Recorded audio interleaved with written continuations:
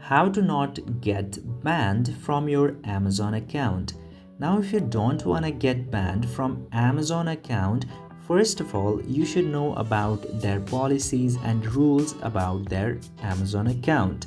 Now, in order to know that, simply go to your browser, and if you search for Amazon rules or Amazon community guidelines or policies, you will see a lot of links directly from Amazon.com. You can just simply open it and read through the legal policies of Amazon to know and have a better idea about what Amazon allows in their site and what they don't.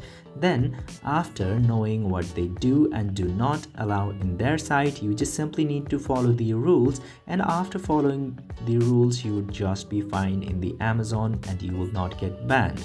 But if you try to violate the rules, try to harass somebody in there, try to scam someone by placing fake products, and if you do anything that goes against the rule, your account will get banned and you might have to face some real life consequences as well. So follow the rules and be safe. I hope this video have been informative to you. If yes, don't forget to hit that subscribe button.